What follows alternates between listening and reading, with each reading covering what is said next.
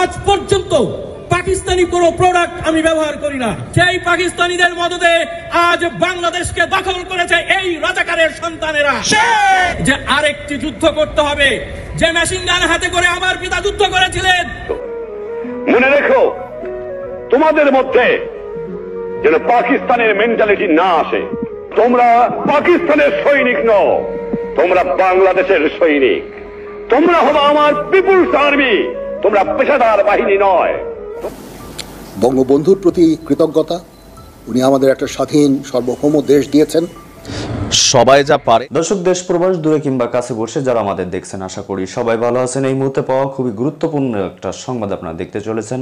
Title, thumbnail এবং শিরোনাম দেখে বুঝতেই পেরেছেন ভিডিওটি কত গুরুত্বপূর্ণ।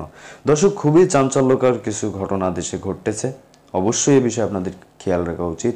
যেহেতু ভিডিওটি ক্লিক করেছেন সেহেতু আপনাকে ধন্যবাদ জানাই। বিশেষ করে আপনার কাছে আবদার রাখবো, অবশ্যই এই বিষয়ে কমেন্ট করবেন, লাইক করবেন এবং চ্যানেলটি সাবস্ক্রাইব করে যাবেন এবং ভিডিওটি বেশি বেশি শেয়ার করে দিবেন। তো দর্শক, চলুন এই বিষয়ে আমরা বিস্তারিত তথ্যগুলো জেনে নিই। তো সেই হিসাবে তোমাদের আমি ভালোবাসি, তোমরা জানো। তোমরা সৎ পথে থেকো, মাতৃভূমিকে ভালোবাসো। মনে রেখো, তোমাদের মধ্যে যেন পাকিস্তানের মেন্টালিটি না আসে। তোমরা পাকিস্তানের সৈনিক নও, তোমরা বাংলাদেশের সৈনিক। তোমরা হলো আমার পিপুলস আর্মি, তোমরা পেশাদার বাহিনী নয়। তোমরা শুধু সামরিক বাহিনী নও, তোমাদের দরকার হলে নিজে উৎপাদন করে খেয়ে তোমাদের দেশকে বাঁচতে হবে। এটা হবে আমার জনগণের বাহিনী, এটা হবে পিপুলস আর্মি। এটা পাকিস্তানের পেশাদারি আর্মি হবে না। এদিকে তোমাদের খেয়াল রাখা দরকার। আর যেখানে অন্যায় অবিচার দেখবা, চরম আঘাত করবা, ন্যায়ের পক্ষে দাঁড়াবা, গুরুজনকে মেনো, সৎ পথে থেকো, শৃঙ্খলা রেখো, তাহলে জীবনে মানুষ হতে পারবা। এটা তোমাদের ভুললে চলবে না। তো পাকিস্তানি কোনো প্রোডাক্ট আমি ব্যবহার করি না। সেই পাকিস্তানিদের মদদে আজ বাংলাদেশকে দখল করেছে এই রাজাকারের সন্তানেরা। যারা বলেছিল আমি কে তুমি কে, রাজাকার রাজাকার, তারা আসলেই রাজাকার। আমি কলম যোদ্ধা, আমি কবি, কিন্তু আজ মনে হচ্ছে যে আরেকটি যুদ্ধ করতে হবে। যে মেশিন গান হাতে করে আমার পিতা যুদ্ধ করেছিলেন, আমি আবার সেই মেশিন গান হাতে করে যুদ্ধ করতে চাই। যুদ্ধ করে আবার এই দেশ স্বাধীন করতে হবে। এই রাজাকারদের বাংলাদেশ থেকে বিতাড়িত করতে হবে। সবাই যা পারে শেখ হাসিনা তা পারে না, আবার শেখ হাসিনা যা পারে বাঘা বাঘা পলিটিশিয়ানরা তা পারে না, এমন একটা গল্প মার্কেটে প্রচলিত আছে। বেশ কয়েকটা mini mini card Sheikh Hasina খেলেছেন। আর এই কার্ডগুলা এতটাই ইফেক্ট তৈরি করেছে, কখনো ফোন কলের কার্ড, কখনো ট্রাম্পের ছবিকে সামনে এনে কার্ড, আবার হঠাৎ করে জিরো পয়েন্টে নেতাকর্মীদের আসার জন্য ফেসবুকে যে প্রচারণা আপনারা দেখেছেন, এটা ছিল আরেকটা ব্লাফ কার্ড, যেটা ইউনূস সরকার গিলে ফেলেছিলেন। সেনাবাহিনী, পুলিশ, সমন্বয়করা, রাজনৈতিক দলের নেতাকর্মীরা সবাইরে কিন্তু ঐক্যবদ্ধ করে দিচ্ছেন। এখন প্রশ্ন হচ্ছে, শেখ হাসিনা পরবর্তী পরিকল্পনা কি করছেন বাংলাদেশ নিয়ে? তো এ নিয়ে বেশ কিছু মতামত আমি পড়লাম, আর্টিকেল পড়লাম। তো তারপরে সারাংশ হিসেবে যদি আপনারা দেখেন, সরকারের মধ্যে থাকা বা বিএনপি অন্যান্য দলের সাধারণ মানুষের মধ্যে একটা অংশের বক্তব্য হচ্ছে, শেখ হাসিনা বা আওয়ামী লীগের নেতাকর্মীরা কেন এত বড় একটা ঘটনা, এতগুলো মানুষ মারা গেল ক্ষমতাকে কেন্দ্র করে, এতগুলো মানুষ আহত হলো, কেন আওয়ামী লীগ একবার সরি বলে না? কেন শেখ হাসিনা এখন পর্যন্ত সরি বলে না? তবে সরি বলা শেখ হাসিনার অ্যাটিটিউডের মধ্যে আসে না। আয়রন লেডি হিসেবে খ্যাত শেখ হাসিনা শাসন করতে জানেন, কিন্তু সরি বলাটা হয়তোবা তিনি জানেন না। এখন আসলে আওয়ামী লীগ কেন বলে না? আওয়ামী লীগের ঊর্ধ্বতন পর্যায়ের একাধিক নেতাকর্মীরা তারা বলছে বা তারা মনে করছে, তাদের মনে করাটা এই সমন্বয়করা আবার প্রকাশও করে দিছে, বিশেষ করে শিবিরের টিমটা সামনে আসার পরে। সরকার মনে করছিল এতদিন, আওয়ামী লীগ সরকার, যে এটা একটা পরিকল্পনা, সরকার উৎখাতের ষড়যন্ত্র ছিল।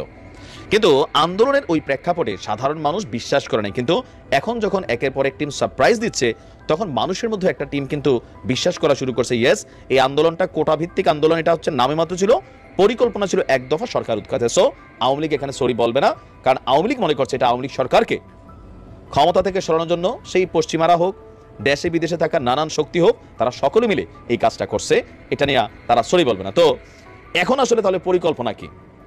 এখানে বলা হচ্ছে, আপনার বেশ কয়েকটা আর্টিকেল আমি দেখলাম, যে এখন দেশে বিদেশে আত্মগোপনে থাকা নেতাকর্মীদের মধ্যে যোগাযোগের জন্য একটি নেটওয়ার্ক তৈরি করেছে আপনার আওয়ামী লীগের নেতাকর্মীরা।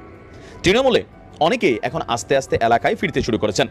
কর্মী সমর্থকদের মনোবল চাঙ্গা করতে সর্বশেষ যে কর্মসূচি সেটার ঘোষণা দিয়েছিলেন, কিন্তু প্ল্যান ছিল কেউ মাঠে ওইভাবে যাবে না, আর 2-4 জন যাবে, যেটাকে নিয়ে আন্তর্জাতিক অঙ্গনে শেখ হাসিনা বলছিল যে ট্রাম্পের ছবিটা রাখবা, ঘটনা হবে, ছবি তুলবা, পাঠাই দিব। এটা কিন্তু সফল হয়েছে। ভারতের মিডিয়া নিউজও করে ফেলছিল যে বাংলাদেশে ট্রাম্পের সমর্থন করায় গ্রেপ্তার। পরে এটা নিয়ে সরকার আবার পাল্টা বিবৃতি দিয়েছে। এখন আসলে আওয়ামী লীগের পরিকল্পনা কি? বড় ধরনের কোনো পরিকল্পনা নাই, মানে সরকার বিরোধী ইউনূস সরকারকে ফেলে দেওয়ার অথবা সরকার হটানোর মতন এত বড় পরিকল্পনা নাই। তবে টেকনিক্যাল কিছু কাজ করবে, যেমন দ্রব্যমূল্য, এই যে ধরেন দ্রব্যমূল্যের দাম, এটা শেখ হাসিনা সরকার সরার পরে অনেকাংশে বৃদ্ধি পেয়েছে। তো এটা একটা কারণ হচ্ছে বন্যা, সিন্ডিকেট আসলে ভাঙতে পারে নাই, আইন শৃঙ্খলা বাহিনীর যে ভূমিকা সেটা সঠিকভাবে এখনো কার্যকর হয়নি।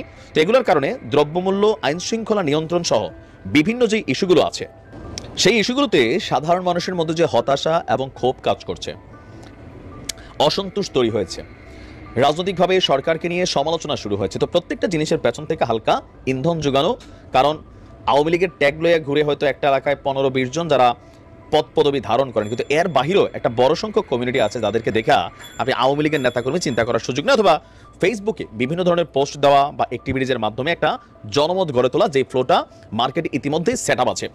বলা হচ্ছে আপাতত আপনার অন্তর্বর্তী সরকার যেন জনসমর্থন হারায় এমন ধরনের ছোটখাটো নানান ইস্যু, অথবা কখনো কখনো ফোন কল ভাইরাল হবে, পাশাপাশি একটা কর্মসূচি ঘোষণা আসবে, সবাই ভয় পেয়ে যাবে, এলোমেলো ছোটাছুটি চলবে, তারপর মাঠে গিয়ে আবার খালি হাতে ফিরে আসবে। আমি বলছিলাম বাঘ এবং রাখালের গল্প, বাঘ আসলো, গ্রামবাসী একত্রিত হয়ে যায়। তো এরকম একটা সময় হয়তোবা সরকার বা আইন শৃঙ্খলা বাহিনী বা রাজনৈতিক দলগুলা আপনার খুব বেশি ভ্যালু দেবে না, তখন হয়তো ভিন্ন রকম কিছু ঘটতে পারে।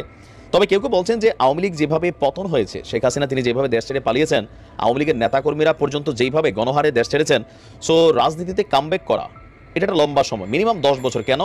অন্তর্বর্তী সরকারের মেয়াদটাই কেউ কেউ বলছেন যে আরও 2 থেকে 3 বছর থাকবেন, তারপরে নির্বাচন, তারপরে বিএনপি একটা টার্ম ক্ষমতায় থাকবে, সেই টার্মের পরে হয়তো আওয়ামী লীগ আসবে। ভারতও কিন্তু এরকম প্ল্যান করছে, যেটা আমরা বলছিলাম যে ভারত সরকার আওয়ামী লীগকে পুনর্বাসনের জন্য কি প্ল্যান করছেন। তো আওয়ামী লীগও এরকমই একটা প্ল্যান করছে। সম্মানিত দর্শক, সম্পূর্ণ ভিডিওটি দেখলেন। এই ভিডিও সম্পর্কে অবশ্যই আপনার মূল্যবান মতামত কমেন্টে জানাবেন। দর্শক, বঙ্গবন্ধু শেখ মুজিবুর রহমানের একটি বক্তব্য এখন রীতিমতো জয় সৃষ্টি করে দিচ্ছে সোশ্যাল মিডিয়ায়। তিনি সরাসরি পাকিস্তানকে উদ্দেশ্য করে যে বক্তব্য দিয়েছিলেন সেনাবাহিনীর সামনে, তা আপনারা এই ভিডিওতে দেখেছেন। সেই বক্তব্য এখন হুবহু মিলে গিয়েছে। বর্তমান সময়ে পাকিস্তানের দালালি করছে অন্তর্বর্তী সরকার, এরকমই কিন্তু আওয়ামী লীগ নেতাকর্মীরা অভিযোগ করছেন। আওয়ামী লীগ নেতাকর্মীরা সমাবেশ হলে কিন্তু এরকম বক্তব্য দেয়। এই ভিডিওতে আপনারা দেখেছেন শেখ হাসিনা যখন দেশে ছিলেন তখন কিন্তু পাকিস্তানের সাথে এত ভালো সম্পর্ক ছিল না শেখ হাসিনার, কারণ শেখ মুজিবুর রহমান কখনোই পাকিস্তানের দালালি করতো না। তো দর্শক, দেখলেন খুব গুরুত্বপূর্ণ প্রতিবেদন। এতক্ষণ আমাদের সাথে থাকার জন্য সবাইকে ধন্যবাদ জানাচ্ছি। দর্শক, যেই প্রতিবেদনগুলো দেখলেন এগুলোর সাথে আপনি সহমত কিনা, খুবই গুরুত্বপূর্ণ বক্তব্য এবং ভিডিওগুলো দেখছিলেন, অবশ্যই বিষয়ে আপনাদের মতামতটা চাই। আর হ্যাঁ, আমাদের এই চ্যানেলটি সম্পূর্ণ নতুন, অবশ্যই আমাদের এই চ্যানেলটি সাবস্ক্রাইব করে রাখবেন এবং বেল আইকনটা অবশ্যই বাজিয়ে রাখবেন, আর সংবাদটি শেয়ার করে দেবেন। তো ভালো থাকুন, সুস্থ থাকুন, আসসালামু আলাইকুম।